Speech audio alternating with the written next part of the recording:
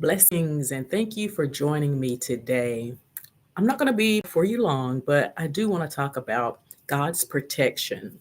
God protects us um, in ways in which you may not recognize always. And it's time for us to thank Him for His protection. You see, there are so many people who get angry, get upset because things don't go their way or because they didn't always get what they wanted. Think about how many times that you have been done wrong. Maybe you've been passed over or looked over for a promotion or something like that.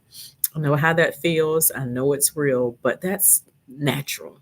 And natural way of looking at it. And let me give you an example, personal example. A few years ago, I was with the company for almost 14 years. I started entry level at this company and quickly proved that I was capable of the job and much more. I caught on very easily to things. I loved training and was very good at it.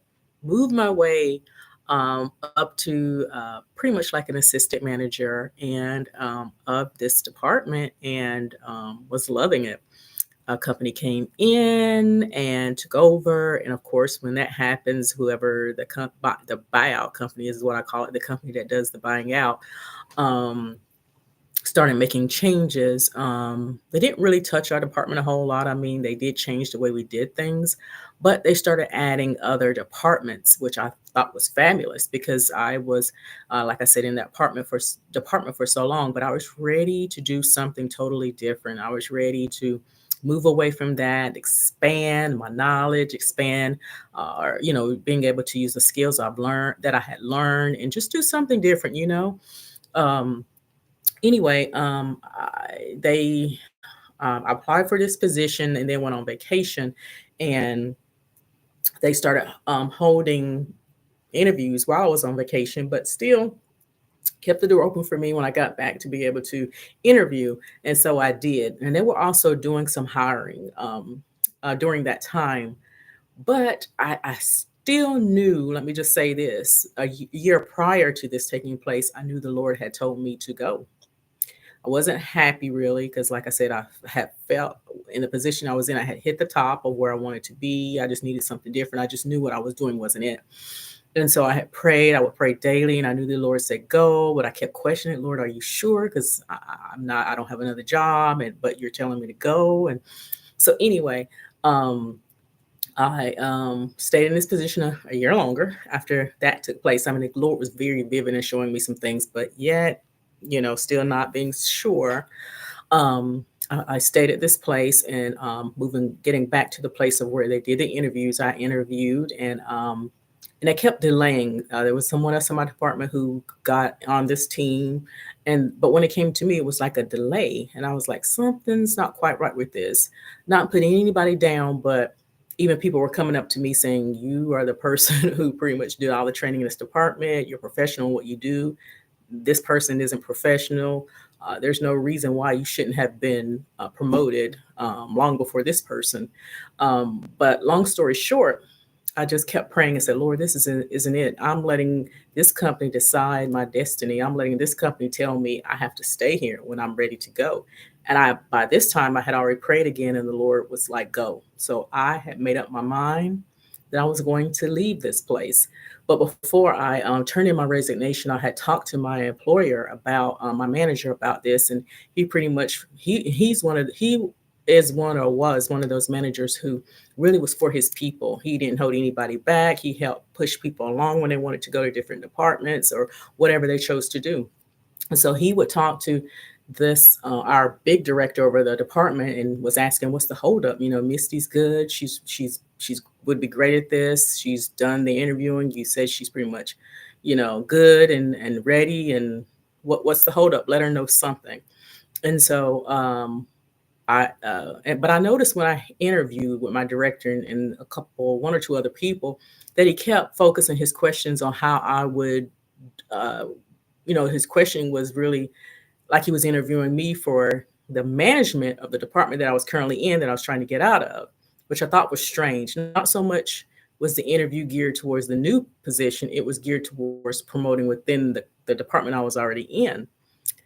So I kind of felt something was off. Now, the Lord won't let anything slip up on you when you have a relationship with Him and you're really listening.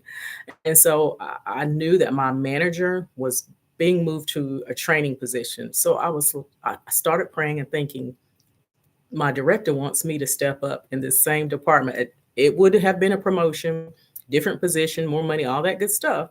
But that's not where I wanted to be, but that's where he wanted me to be. And so that's when I said and started thinking, I can't let someone else make a decision for me like this. I can't let this person, this company choose my destiny when I know that I should be out of this department and really out of the company. And so I prayed and I typed up my resignation and I turned it in. And long story short, when I left that company within 2 to 2.5 months, I was sought out from my director, from the company that, you know, like I said, we were bought out. So my director in that prior company before the buyout found me. Well, we were already Facebook friends, but she sought me out to come and work for her, which was a promotion. It was a totally different type of position that I was in. It was just great how everything worked out. But when I looked at that situation in the natural, I saw that I was done wrong and I focused on that. But then the Lord had to let me look at this spiritually and see that His hand was all in this. Had I stayed at this company, I would have continued to be in a comfort zone, because being in that company by in itself was a comfort zone for me. Yes, had I even moved to a new position, I would have just continued that cycle of comfort. And that's not where God wanted me to be. And I'm so grateful because so much has happened since I left that company. And it's just amazing. But I tell you that story because some of you can relate to that. Maybe it's a job or something else, but you didn't get what you want. But I think I know the difference is with me than with some of you is that you're wallowing over that. You're still upset by that. You're still trying to figure out why God didn't let you have that job or why things didn't work out for you. You're angry, you're bitter. I could have stayed at that place, but I knew that it was deeper than what I was seeing naturally. Now I want you to look deeper than what you see naturally. You might be trying to stay in a position that God, or in an area, in a company, or in a field that God does not want you in. He wants you in a different position, in a different field, because that's going to position you or align you to where you need to be. Some of you have prayed for some things to take place. And in order for you to get there, you need to move out of that comfort zone. You need to move from that place in which you're in so you can be aligned to receive what you asked of God.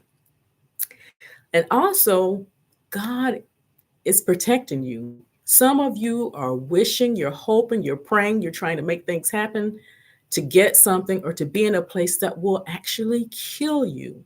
It will kill you spiritually. It may even kill you naturally. And you want it so bad.